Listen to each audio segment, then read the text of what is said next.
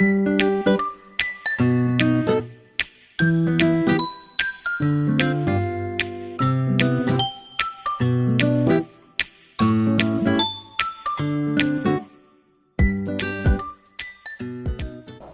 말씀은 디모데전서 3장 8절에서 13절입니다. 이와 같이 집사들도 정중하고 일구이언을 하지 아니하고 술에 임박하지 아니하고 더러운 일을 탐하지 아니하고 깨끗한 양심의 믿음의 비밀을 가진 자여야 할지니 이에 이 사람들을 먼저 시험하여 보고 그 후에 책망할 것이 없으면 집사의 직분을 맡게 할 것이요 여자들도 이와 같이 정숙하고 모함하지 아니하며 절제하며 모든 일에 충성된 자라야 할지니라.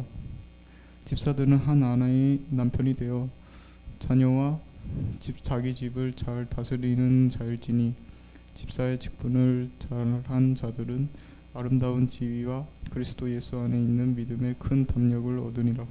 아멘. 오늘 우리가 함께 은혜 받을 말씀은 임원들에게 또 직분자들에게 하시는 주님의 말씀을 함께 상고해 보고자 합니다.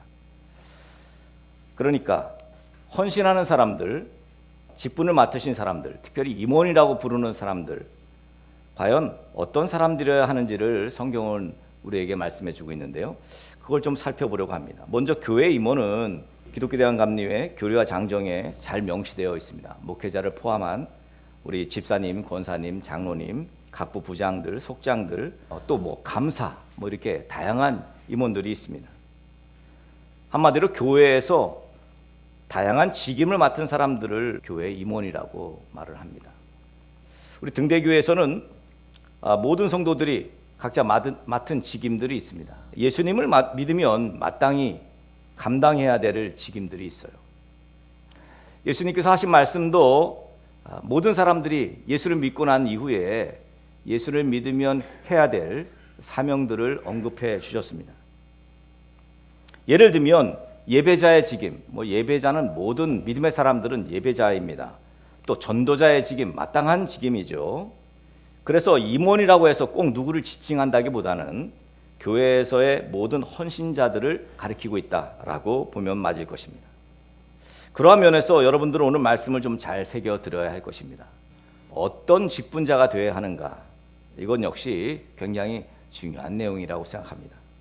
먼저 집사라는 말을 오늘 하고 있어요. 집사라고 하면 디아카나스라는 말입니다. 이 말은 먼지 속에서 일하는 사람, 이런 뜻이죠. 여러분이 아마 많이 들어보셨을 겁니다. 집사라는 표현을. 식탁에서 섬기는 사람이나 종이죠. 또는 도와주는, 집안을 돌보아주는 노예라든지 이런 사람을 가리킵니다. 근데 교회에서는 먼지 속에서 일하는 사람이라고 말합니다. 굉장히 섬기고 봉사하는 직임을 말해요. 우리 교리와 장정에는 집사에 대해서 이렇게 규정합니다. 한번 보실까요? 저희 교리와 장정에 집사의 자격을 말하고 있습니다. 이 교리와 장정은 우리 기독교 대한감리회 법이에요. 여러분이 헌법이라고 생각하시면 되는데, 개체교회의 봉사와 섬김을 위해서 집사의 자격을 둔다 그러면서 감리회에서는 입교인이 된 다음에 2년이 경과되면 집사를 줄 수 있습니다. 그리고 70세 미만인 사람이 집사가 될 수 있어요. 여기 두 번째 보면 신앙이 돈독하고 이렇게 나오죠. 신앙이 돈독하고 감리회의 교리와 장종을 공부하니, 여러분이 지금 교리와 장종을 공부하고 있는 거예요. 그러니까 그 다음에 감리회에서 제정한 집사 과정고시에 합격하니, 우리 총무님 나와 계십니다만 우리 감리회에서 집사 과정고시가 있어요. 치러야 됩니다. 자, 그 다음에 집사는 요 제13조 각 항의 자격을 구비하니가 당회에서 선출해요. 당회에서 선출하는데 선출을 아무나 하는 게 아닙니다. 시간이 되었다고, 날짜가 되었다고, 또는 연차가 되었다고, 나이가 되었다고 하는 게 아니라 직무를 성실히 수행한 사람들, 그죠? 그래서 그 사람들에 대해서 일괄 연임합니다. 이거 왜냐하면 1년씩 하기 때문입니다. 그러니까 집사가 매년 집사가 되는 게 아닙니다. 당연직이 아니에요. 매년 집사로 다시 부름받는 거죠. 자, 집사의 직무. 집사의 직무는 교인의 의무를 충실히 수행해야 합니다. 집사들은. 그리고 교인의 모범이 되어야 돼요. 여기 의무라고 하면 예배, 또 뭐 여러분들이 잘 알다시피 전도하는 일도 마찬가지입니다만 또 뭐 11조라든지 우리 올해 교례 당정이 좀 바뀌어서 의무금이라고 하면서 가로치고 11조라고 했어요. 교인된 의무를 열심히 수행해야 돼요. 교인의 모범이 되어야 된다고요. 이게 중요합니다. 모범이 된다. 또 집사는 기도 생활과 전도 봉사 등으로 교회 부흥에 앞장서야 됩니다. 이게 앞장선다는 말이 굉장히 모호합니다만 그래도 여러분들이 잘 알아들을 수 있을 거라고 봅니다. 앞장서야 돼요. 개척교회의 선교부, 교육부, 사회봉사부, 예배부, 문화부, 재부부, 관리부, 기타 부서에 소속해서 맡은 바 직무에 봉사한다. 권사를 한번 보겠습니다. 권사. 여러분은 이제 올해 우리가 3명의 권사님을 피택했는데요. 자, 권사. 개최 교회는 교인들의 신앙생활을 지도하고 권면할 권사를 둔다. 자, 권사는 아무나 둘 수가 없어요. 정수가 있습니다. 과거에는 15명, 입교인 15명 중에 1명씩 세웠어요. 그런데 바뀌었습니다. 입교인 10명에 1명의 비율로 선출합니다. 저희가 입교인이 52명이니까 그러니까 5명을 세울 수 있는 거예요. 그런데 여기 보니까 10명의 미달에도 1명을 세울 수 있는데 문제는 60세 이상 된 권사는 이 정수에서 제외돼요. 그러니까 60세 이상 된 권사는 정수에서 제외되니까 그 숫자에 들어가지 않아요. 그래서 저희가 올해 3분을 세우게 된 거죠. 자, 권사의 자격이 나옵니다. 이 또 자격이 중요하죠. 감리회에서 집사로 5년 이상 그 직을 연임한 35세 이상 되고 70세 미만인 자. 그러니까 35세가 안 되면 권사를 세울 수가 없어요. 신앙이 돈독하고, 이게 참 굉장히 모호합니다. 이 신앙이 돈독하다는 말이. 근데 여러분은 잘 알 거예요. 신앙이 돈독한 게 무엇인지. 감리회의 교리와 장정을 공부하니. 여러분 공부하고 있죠?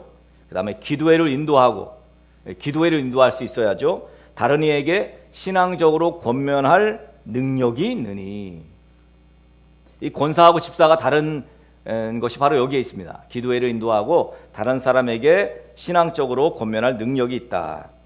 또 감리회에서 제정한 권사 과정고시 합격해야 합니다. 권사는 가급적, 여기 가급적이란 말이 나오는데 인가기도 된 이로 한다. 인가기도라는 게 뭐예요? 온 가족이 함께 나와 예수를 믿는 거죠. 가급적, 뭐 필수는 아닙니다. 그러나 가급적 인가기도 된 이로 한다. 여러분 가정 가운데 아직 인가기도 되지 않은 분이 계시다면 속히 인가기도 시키시기 바랍니다. 뭐 권사가 되기 위해서가 아니라 마땅히 그렇게 해야겠죠. 자, 타 교파에서 임용해온 안수집사, 우리 장로교회에서 안수집사님들 계시죠. 그리고 권사는 권사의 반열에 두고 담임자가 증서를 준다. 다만 안수집사, 권사 증서를 제출해야 한다. 자, 그 다음에 권사의 선출, 임명. 자, 자격을 구비한 집사 중에서 당회에서 신청 권사로 선출하고요. 그리고 무흠하게 그 직무를 수행한 권사에 대하여 당회가 일괄하여 연임을 의결하는 거죠. 역시 권사도 마찬가지죠. 매년 연임해야 합니다. 매년 권사로 연임되어야 합니다. 당회에서 신청 권사를 선출하고 소정의 과정을 거쳐서 담임자가 증서를 주고요. 그리고 권사가 다른 구역으로 임명하고자 할 때, 임명이 우리 했잖아요. 지난주 우리 홍천으로 귀농하신 우리 한은석 권사님, 김현순 권사님 가정, 그 임명해 드린 거죠. 임명해 가는 거예요. 그렇게 홍천으로 가셨어요. 담임자가 교부한 임명 증서가 임명해 가는 담임자에게 손부되고 접수되어야 합니다. 자, 권사의 직무. 자, 권사는 담임자의 지도에 따라 기도회를 인도합니다. 여기 담임자의 지도에 따라서. 아무나 막 기도회, 야 우리 기도회하자 해서 모여서 하는 게 아니라 담임자의 지도에 따라서.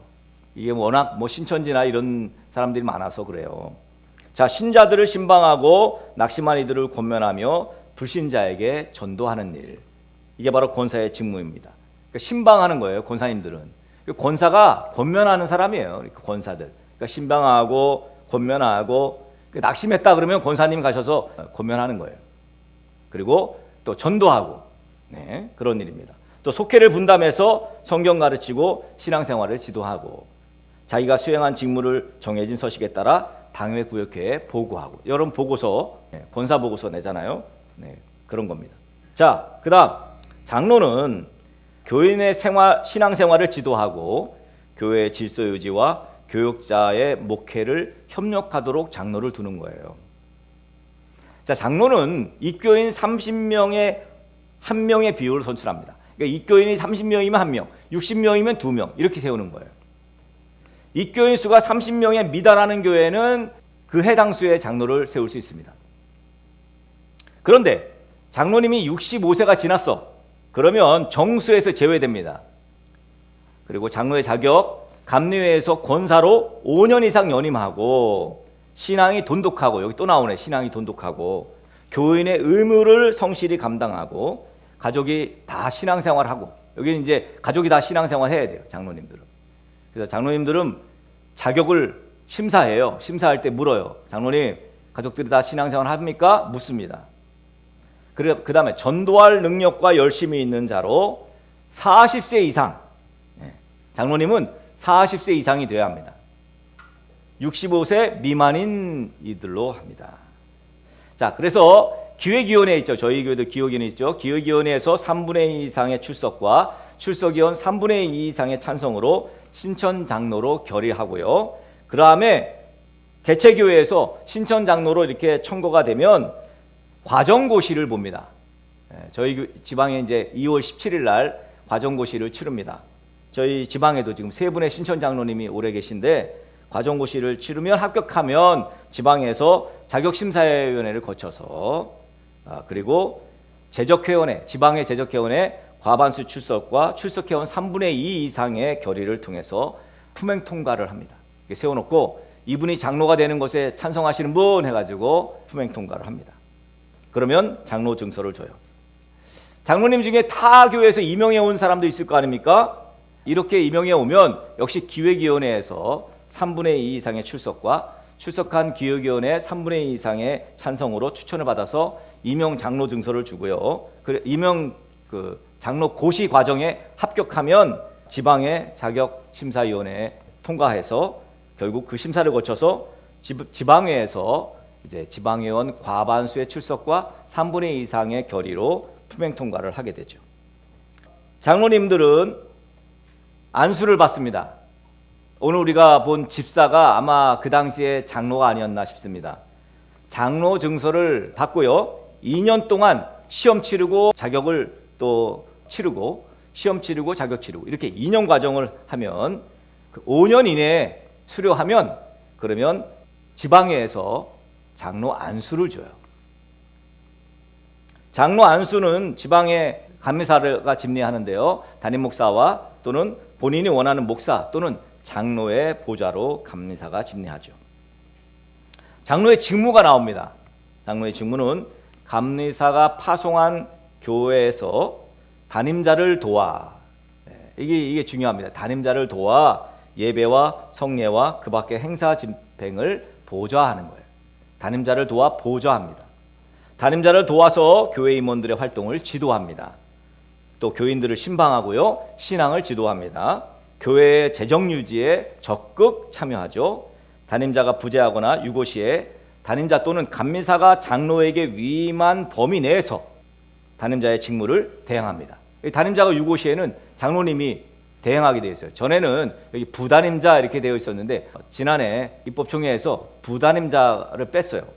당회, 구역회, 지방회 회원이 되며 평신도 연회대표와 총회대표로 선출될 수 있고요. 직무수행 결과를 당회, 구역회, 지방회에 보고합니다. 우리 장로님들에 대해서까지 함께 했습니다. 오늘은 집사, 이게 집사는 여러분 권사라고 생각하시면 되고 집사라고 생각하면 되고 장로라고 생각하면 돼요. 모든 직임을 맡은 사람들을 지금 통칭하고 있어요. 여러분 집사는 사도행전 6장에 보면 마가의 다락방에서 성령으로 충만해진 120명의 예수님 제자를 포함한 성도들이 성령으로 충만해지고 난 다음에 나타났던 결과를 우리는 몇 주 전에 보았습니다. 서로 물건을 서로 통용하고 내 것이라고 하지 않고 자기 소유를 팔아서 가난한 이들에게 나눠주고, 그죠? 이런 일들을 교회가 일어났어요. 그 8만 명이 약 8만 명 되는 예루살렘 교회가 8천 명이 처음에는 3천 명이 회개하고 그 다음에 사도행전 4장에 가면 또 5천 명의 남자들이 또 회개하고 세례받죠. 그래서 약 10%가 이제 그리스도인이 되었어요. 그런데 그 10%뿐만이 아니라 그 남자들에게 딸린 여자들, 부인들 또는 부모님들, 자녀들 이렇게 해서 어림잡아 약 4만 명의 예루살렘 교회 성도들이 생긴 거죠. 그야말로 성시화고 그야말로 복음화입니다.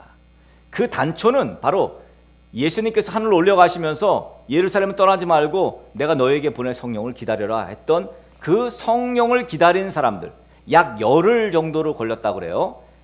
열흘 동안 성령을 기다리면서 얼마나 기도했겠어요. 그래서 성령을 충만히 받고 난 다음에 이들이 변화된 삶의 환경이, 이들을 변화시킨 예수 그리스도 성령으로 인한 변화된 모습이 그렇게 나타난 거예요. 막 가난한 사람들에게 자기 소유를 팔아서 나눠주고 뭐 이런 일들은 일반 사람들이 할 수 없는 일들이죠. 그래서 나타난 결과가 뭡니까? 칭송을 받았어요. 많은 이들에게 칭송을 받으니 믿는 이의 수가 날마다 더해갔다, 그렇게 표현합니다. 베드로의 설교를 들은 많은 사람들이 어떻게 했어요? 말 발굽의 패인, 이런 뜻에 마음에 찔려 그랬죠. 마음에 찔렸어요. 그래서 어찌할꼬, 어떻게 하래요? 너희가 회개하고 각각 예수의 이름으로 세례를 받으면 성령을 선물로 받을 것이다. 그렇게 해서 세례를 받고 변화되고 또 그리스도인이 되고 또 회개하고 세례받고 변화되고, 이러한 일들이 반복된 초대교회가 바로 예루살렘 교회입니다. 자, 그렇게 해서 예루살렘 교회가 생겼는데, 그렇게 교인이 많아지니까요, 이 사도들이, 12사도들이 오직 복음을 전하고 그러기에는 너무 힘든 거예요. 왜냐하면 행정적인 일도 처리해야 되지, 교회가 얼마나 일이 많습니까? 그래서 어떻게 해요? 우리가 집사를 세우자. 그래서 집사의 직분을 감당할 사도들은 기도하는 일과 말씀을 전하는 사역에 집중해야 돼서 교회에 필요한 재정을 운용하는 일이나 어려운 사람들을 구제하는 일을 맡아 봉사해야 할 집사의 직분자들을 세우게 된 것이죠. 그런데 아무나 집사로 세운 게 아니에요. 아무나. 우리도 아무나 세우지 않잖아요. 세울 만한 사람을 세웁니다. 어떤 사람입니까? 성령과 지혜가 충만하고 모든 성도들 가운데 칭찬받은 사람. 여러분, 이게 중요해요. 다 칭찬을 받더라고 보니까. 칭찬을 받더라고요. 칭찬을 받으면 쓰임 받아요. 근데 성령과 지혜가 충만해서 칭찬받는 거예요. 오늘날로 보면 이제 장로님이 칭찬을 받는 거지. 성령과 지혜가 충만해서 모든 성도들이 다 우리 김종화 장로님이 칭찬을 굉장히 많이 받아요. 제가 이 연애 장로님들을 여러 아는데 장로님들이 다 등대교회 그러니까 우리 장로님 칭찬하더라고요. 얼마나 제가 이렇게 어색한지 모릅니다. 그런 거예요. 오늘 이게 사도들이 자기들은 기도하는 일, 또 자기들은 복음 전하는 일에 헌신하겠다. 그러니 너희들은 이 운용하는 일, 예루살렘 교회가 사람이 많아지니까 교회를 운용하고 또 구제하고, 이 초대교회는 구제가 굉장히 중요했거든요. 그런 일을 이제 맡긴 거죠. 그래서 사도들이 기도하고 그들에게 안수합니다. 바로 이 부분이에요. 이 집사를 안수하지 않잖아요. 장로님들은 안수하거든요. 그래서 7명의 집사, 여러분이 잘 아는 집사, 성공한 집사, 우리 스테반 집사님, 여러분 잘 알죠? 그 집사님도 이때 세워졌고요. 또 여러분이 아주 집사 중에 실패한 집사라고 하는 우리 니골라 당을 세웠던 니골라도 역시, 니골라 집사도 이때 세웠습니다. 자, 집사 7명을 세우게 된 예루살렘 교회는 하나님의 말씀이 점점 왕성해지고 예루살렘에 있는 제자의 수가 더 많아졌다고 그렇게 오늘 7절에 말씀하고 있어요. 근데 오늘 본문 말씀 보니까 집사들에 대해서 아주 장황하게 표현했습니다. 집사들은 이러해야 한다. 여러분 한번 되짚어 보시기 바랍니다. 뭐래요? 먼저 정중해야 합니다. 정중하다는 건 뭐예요? 점잖고 엄숙하다, 이런 뜻이에요. 말과 행동에 있어서 존경받을 만하다, 이게 바로 정중한 거예요. 믿을 만하다는 거죠. 그 다음에 나오는 게 뭐예요? 일구이언 안 합니다. 집사는. 여러분, 일구이언을 하지 않는다. 일구이언은 한 입으로 두 말 하는 거예요. 이거 역시 마찬가지예요. 신뢰할 만하다 이런 거죠. 그 다음, 술에 임박히지 않아야 한다. 여기에 왜 술을 거론할까요? 이 당시에도 술이 문제가 되었던 거죠. 지금 우리가 사는 이 현대에도 술이 문제되죠. 술에 일으키는 다양한 문제 가운데 하나가 바로 이 음주운전입니다. 뭐 음주운전을 하면 안 된다는 것을 모르는 사람이 어디 있어요? 그런데 왜 합니까? 이기지 못하는 거예요. 결국 술이라는 것은, 여러분도 술을 드셔보는지 모르겠습니다만, 술이라는 것은 결국은 이성을 잃게 만들죠. 판단을 흐리게 만듭니다. 오늘날 술로 인해서 다양한 문제가 생깁니다. 제가 볼 때는 보통의 대부분의 우리 현대의 문제들은요, 거반 술로 인한 문제라고 봅니다. 세상 사람들에게 신뢰를 받지 못하는 원인 중 하나가 바로 술입니다. 에이, 목사님, 술 조금씩 먹는데 뭐 그거 문제입니까? 술은 조금씩 조절될 수 있는 음식이 아닙니다. 여러분이 잘 아시지 않습니까? 바른 판단을 할 수 없게 만들어요. 탐욕과 본성에 의해서 잘못된 행동을 하기 때문에 성경은 술 취하면 안 된다고 그렇게 말하는 것입니다. 더 엄격히 말하면 하나님의 교회를 위해서 술을 자제하라는 거예요. 그 다음, 집사는, 직분자는요, 더러운 이익을 탐하면 안 돼요. 뭐 원목사가 하는 얘기가 아닙니다. 성경에서 말씀하는 거예요. 제가 늘 강조하죠. 리베이트를 준다든지 받는다든지, 또는 이익을 얻으려고 뇌물을 준다든지 또는 받는다든지 더러운 이익을 탐하면 안 됩니다. 교회의 직분자는, 임원은 부정한 방법으로 돈을 벌면 안 돼요. 그러니까 직장도 제가 늘 말씀드리잖아요. 직업도 사실은 우리가 선택하는 거잖아요. 여러분, 우리 부정한 방법으로 돈 벌면 안 되거든요. 그거는 직분자나 뭐 직분이 없는 자나 동일합니다. 우리 안에 계신 성령께서 그걸 가만히 놔둘 리가 없어요. 성령께서 너 그래 잘한다 그래 뭐 그렇게 말씀하실 리가 없습니다. 또한 깨끗한 양심의 비밀의 믿음을 가진 사람을 직분자로 세워야 한다. 그렇게 오늘 말씀하죠. 양심이 다 옳은 건 아닙니다. 그러나 깨끗한 양심은 성경에서 비록된 바른 신앙에 기초한 양심을 말해요. 하나님의 비밀을, 믿음의 비밀을 가졌다. 이것은 우리가 얼마 전에 고린도전서 4장을 봤잖아요. 하나님의 비밀을 맡은 자와 일맥상통합니다. 세상 사람들은 아직 그 비밀을 몰라요. 그 비밀의 세계를 아직도 모릅니다. 그래서 비밀이라는 거예요. 자, 그 다음에 11절에 여자들도 이와 같이 정숙하고 모함하지 아니하며 절제하며 모든 일에 충성된 자라야 할지니라. 여기 여자들이라고 말한 것은 이 직분자들, 그러니까 스데반 집사나 뭐 등등 직분 세운 사람들의 아내들을 통칭합니다. 집사들, 장로들의 아내예요. 그러니까 직분자들의 아내들을 말합니다. 그 당시에는 남자들만 집사를 세웠어요. 장로를 세웠습니다. 그 아내들의 덕스러운 협조가 없으면 사실은 할 수가 없어요. 아내가 말이지, 여보 사기를 치더라도 돈 벌어와 이러는데 남편이 나는 하나님의 말씀만 지킬 거야, 나는 믿음으로만 살 거야. 쉽지 않죠. 아내도 동조해야 합니다. 그래, 당신이 맞아, 오라. 하나님께서 원하지 않으면 그렇게 리베이트 주면서, 그렇게 뇌물 주면서 하면 안 돼. 뭐 이렇게 권면해야죠. 이런 아내가 되라는 거예요. 여기 정숙하다, 영어로는 그레이브라고 말하죠. 이게 존경할 만하다, 품위가 있다는 거예요. 그래서 사실 남편들은, 직분자된 남편들은요, 아내들의 존경을 받을 수 있어야 합니다. 아내가 보기에 우리 남편 저 집사감 아니야, 뭐 권사감 아니야, 장로감 아니야, 이렇다면 이거 세우기가 어렵겠죠. 인정받지 못하는, 존경받지 못하는 사람, 역시 마찬가지죠. 또 중요한 것이 모함하지 말랍니다. 이게 여자들에게만 해당되는 건 아닌 것 같은데 오늘 여자들에게 말하고 있습니다. 남을 악하게, 거짓되게 비난하는 거죠. 허위사실 유포하는 거예요. 그래서 상처를 주는 일입니다. 예수님 믿는 사람은 이런 거 하면 안 됩니다. 질투에 눈이 멀어. 그죠? 여자들 그럴 수 있습니다. 역시 예수님 믿으면 모함할 수 없어요. 모함이 안 됩니다. 성령께서, 우리 안에 계신 성령께서 그렇게 놔두실 리가 없습니다. 또한 절제해야 합니다. 절제. 흥미롭게도 여기 절제라는 말에 사용된 단어가요, 어원을 보니까 아무런 포도주도 지니지 않는다, 이런 뜻이래요. 절제가. 포도주가 뭡니까? 술이에요.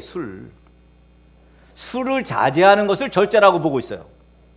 그만큼 당시의 여자들도 술로 인한 문제가 많았다는 것을 엿볼 수가 있습니다. 현대에는 다양한 절제가 필요합니다. 여러분, 핸드폰 사용도 절제가 필요합니다. 여러분, 먹는 것도 역시 절제가 필요하죠. 쇼핑도 절제가 필요합니다.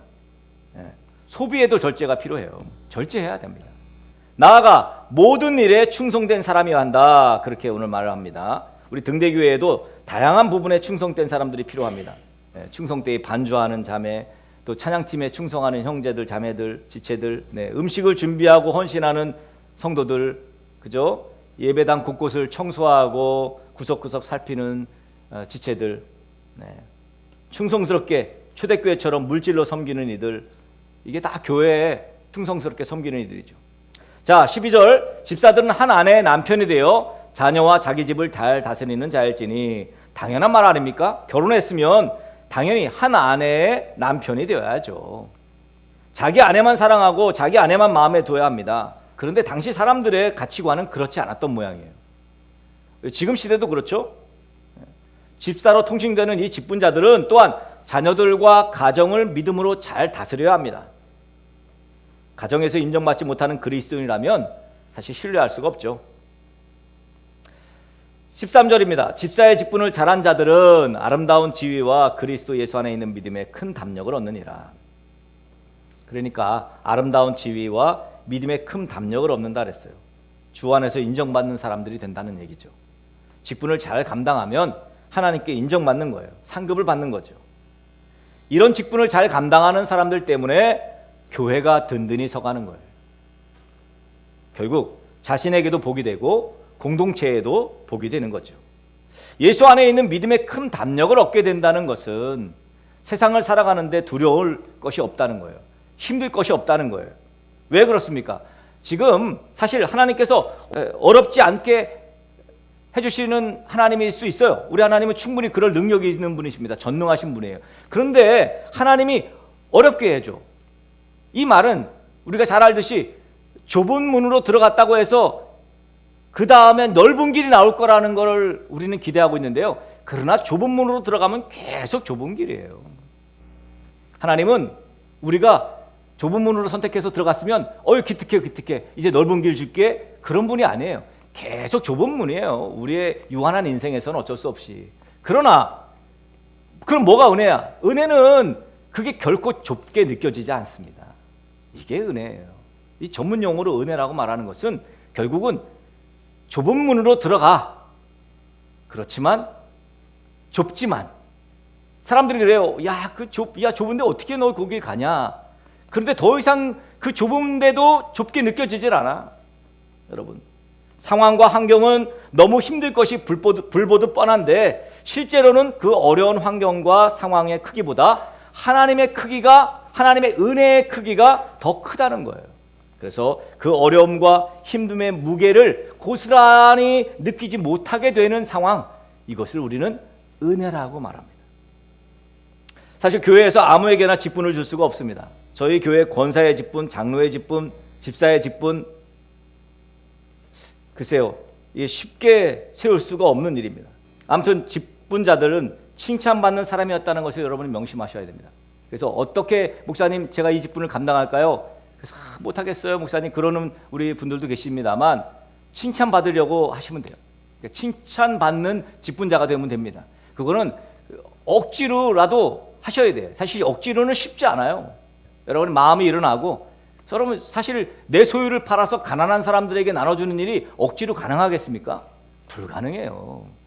아니 내 것이 아니라서 줄 수는 있어요. 이게 내 것인데 내게 필요 없어서 줄 수는 있어요. 이런 건 가능한데 애들러서 일부러 내 소유를 팔아서 그걸 가난한 이들에게 줄 수 있는 일은 성령으로 충만해지지 않으면 불가능한 일입니다. 부디 먼저 성령 충만하시기를 추구하십시오. 어려운 성도들 위해서 기도하고 권면하고 신방하고 도와주는 일 충실히 감당하십시오. 교회 공동체에 어떤 행사나 프로그램이 있을 때 솔선수범하고 섬기고 헌신하는 건 역시 직분자들이 해야 될 일입니다. 전도요? 당연히 직분자들이 해야죠. 그러니까 직분자들은 수동적이어서는 안 될 일입니다.